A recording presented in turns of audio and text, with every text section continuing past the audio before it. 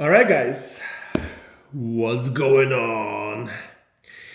Today is Thursday, and we are going to have a date. Hopefully, we can get things through within 30 minutes. I have a few things to address and a few important announcements to make. And the main thing today, guys, the main subject is the Y01 visa is the best in 2025 and of course in 2026 and beyond, because this thing applies to all the years that follow the today's date, and it was like that before. And it's going to continue in the future. So we are going to discuss the future EB-1A and EB-2 NIW reform that was announced by Department of Homeland Security, DHS. We're going to discuss the refugee admission program. And again, doesn't really apply to us, but it's important to know those news because this is a continuation of the attack on the current legal immigration system, and we need to know what's going on in that case. And also, we're gonna, of course, address why Y01 is really one of the best options today to get you in the US fastly, smoothly, and with a very high chance. Okay, so let me begin, guys, with EB-1A, EB-2 NIW changes that will happen very soon. Okay, and I saw some comments that you guys were making under the videos on Instagram and other social media platforms regarding this issue. Many of you are kind of scared of what's coming, and don't get me wrong, it might be scary, right? But really, the way they describe the new change is actually kind of a good thing.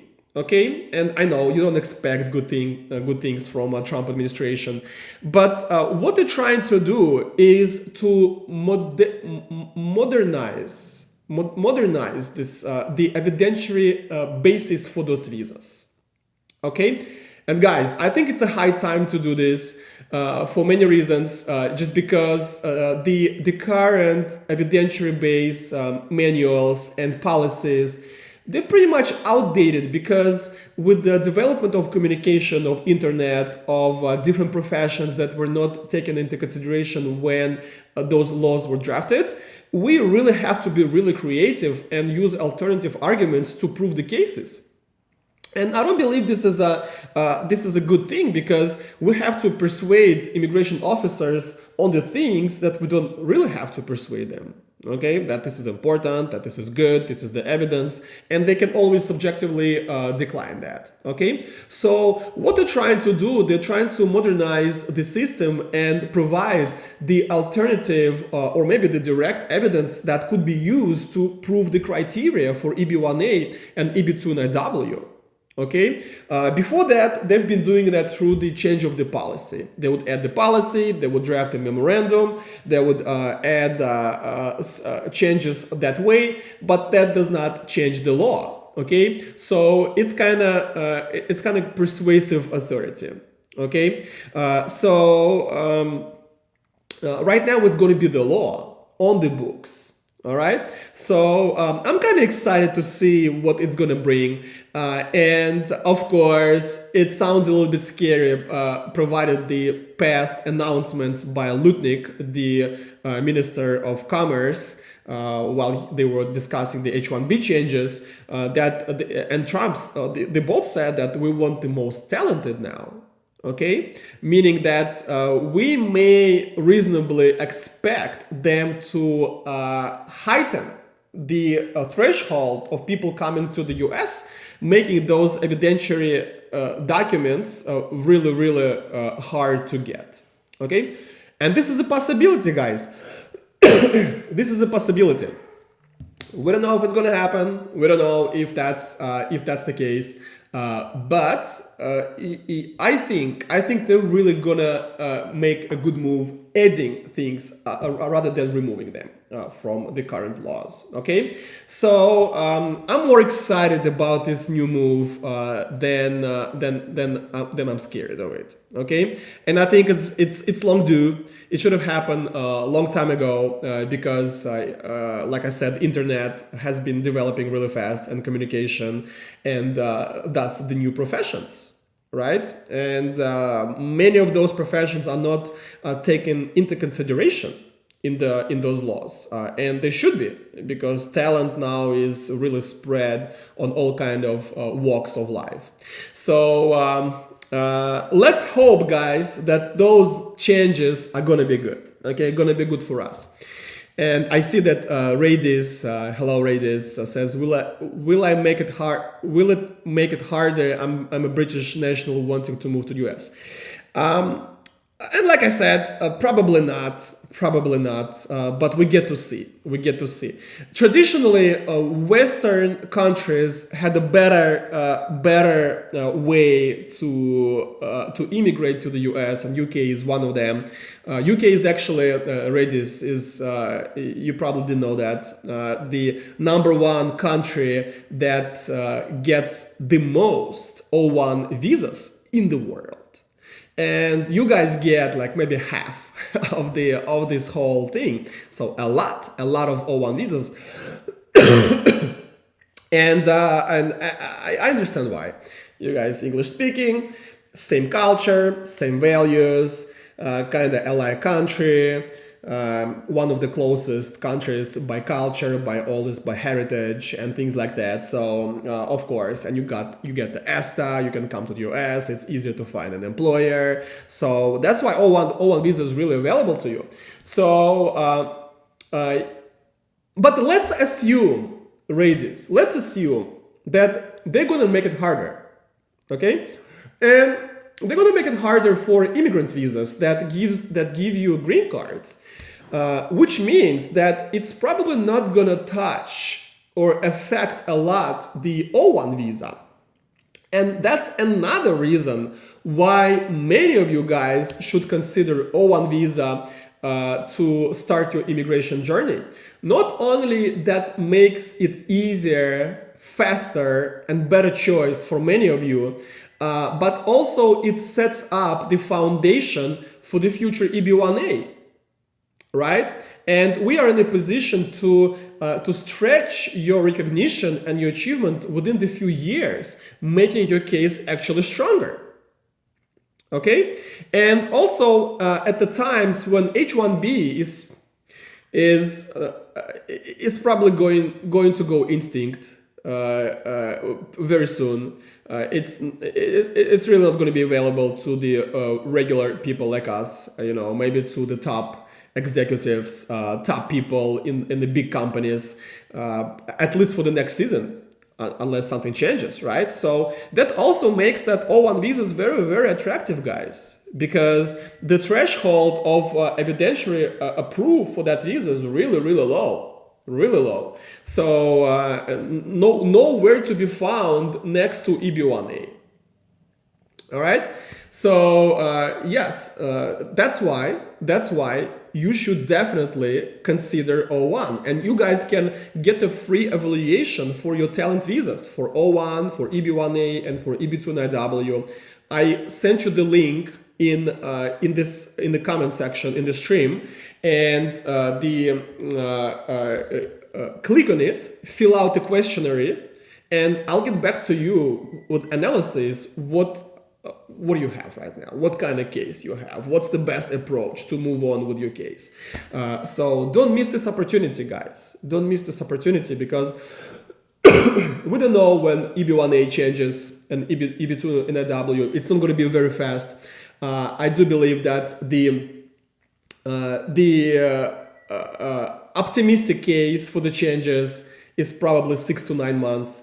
The base case is year, maybe a year and 3 months, and the pessimistic case maybe 2 years, right? So we still can get you in by the old law, which still gives us more certainty, right? Because the new law is going to be the new law. So, and that may be some uncertainty while we learning how that law applies, while immigration officers learn how that apply. You guys would not believe. Sometimes we have to educate immigration officers on what the law is. Okay, and you guys know that recently there is a huge backlash of immigration attorneys and the industry on the approval rate of the EB-1A and EB-2 cases. Okay, and I was the one to start talking about this, one of the first, because we send a lot of cases. So let me guys tell you this fun statistics that I made for you. Okay, we analyzed, and all this started in July. Okay, this whole new era, let's call it this way, started in July. So I took all the cases that were filed from July till end of September, which was above 100 cases, right? And granted, not all of them O1, EB-1A, and EB-2 but 90% of them, like probably 85% O1, EB-1A, maybe 10% EB-2 and 5% for something else, like L2, E2, EB-5, and so on. So we have only 3 cases that were denied. Guys, when in the industry before this new era, the denials for EB-1As were like 58%. Okay? 58% in the industry, and this is open statistics. Even now, our denial rate is 3%, even less, because it's 3 cases above 100 cases that were filed. Okay, and granted, not all the rest were approved yet, but most of them are approved, and all the rest we're still working on. Okay, so you guys make your conclusions. You guys make your do your math. Okay, because first of all, we're very transparent with our work. Second of all, that gives you the understanding that we really enter your cases. We're really fast and swift in making changes in your cases based on the current trends. And that's why, from the words of our clients, we're the best. Okay? All right, so let me see what you guys get to say before I move on to the next topic. Radis, this would be to move my family over, sell home, everything on a permanent basis. Yes, well, I would not sell the home, Radis, unless you get an approval for O1, which I think is a hard thing to do, of course, if you work with us. But don't make those crazy moves unless you have something solid. Or unless, I mean, sometimes our clients go all in, you know, like selling some properties just to pay for the attorney's fees and get the case moving. That's your choice. I cannot comment on that. Sometimes you gotta go. Sometimes you gotta take risk in life, right? That's the thing. Okay, Jerville. For L1 visa, do I need to be currently employed by a broad company to get this visa? No, you don't have to be. You must have been employed, Jerville, for at least a year within the past 3 years. Okay, so let's say you left the company 6 months ago, but you worked there before for a year and a half. That would suffice. Okay, so a year, so this is a year, and this is the 3 year, and that could be anywhere in that 3 year period before the filing. I left a abroad company 2 months ago due to rebranding, but I already have a sponsor in US from the same company. Yes. So if you left 2 months ago, but before you have at least a year, that's good. Thank you, sir. Very helpful. I've been in the company for years, so I'm in a good position. Yes, correct. Give me more details, Jerville. And you have to, you need to, not have to, you need to fill out the free evaluation, Jarvil. Same link, you can choose L1 visa. In that you can choose different visas. Fill it out, because I need to see how to qualify you: executive manager, functional manager, specialized knowledge. So there's a bunch of things on L1, like little details, which are very, very important. Family fun, dear sir, last year I received I-140 approval through the EB-2 and W program. Will it have any effect now? No, family fun, no. New laws do not apply retroactively unless they do. Okay. And this is very rare. This is very rare when they backtrack certain things, and usually if they try to do that, it's really swiftly reversed in the federal court. Okay, really fast reversed in the federal court. So those of you who get approval before this new reform, you guys can sleep tight. Nothing is going to change in your case. Okay, nothing is going to change in your case. Okay, good questions, guys. Keep giving me the questions, because I feel like I'm giving you more value when I have those questions going. So let's switch to the second thing, guys. And you may think this is unrelated, but I'll show you why it is related. So US has a refugee admission program, US RAP, US RAP. Yeah, right. So it has nothing to do with hip hop or rap singers. It's about refugees coming from the countries that have some humanitarian problems or wars and things like that. So the thing is that every year the president sets the limits how many refugees US is going to admit this fiscal year. And this did not happen yet. Well, and there are two reasons for that. First of all, there's a government shutdown as we speak. It's still going. It didn't go away. They're still fighting those issues regarding the Medicare and those subsidized insurances, and more craziness because Democrats trying to put some agenda in the bills. Republicans don't like it, so they're fighting. This is very political, so I'm not going to go there. And the thing is that that affects all those, like the green card lottery, the working with USCIS, of other agencies and things like that. So that's the first reason. But the second reason is also political, because Trump may set that limit to 0. Right? And you'll be like, Stanislav, but why we're talking about refugees programs? Because we're looking at those visas, the talent visas and things like that. Well, again, guys, it's the attack on legal immigration. That's what Trump administration is doing. And what's the practical meaning of it? Well, the practical meaning of it that it's gonna get worse before it gets better. Okay? So for you guys, in your mind, if you have not started the process of your O1, EB-2 L1, EB-1A, and things like that, the labor certification, and you postponing it using the excuse that, okay, I'm gonna wait till all this weather's out and things come down, and then I'm gonna proceed. That's not how you gotta think, guys. I'm sorry, this is almost the reverse. It's almost a reverse psychology, guys.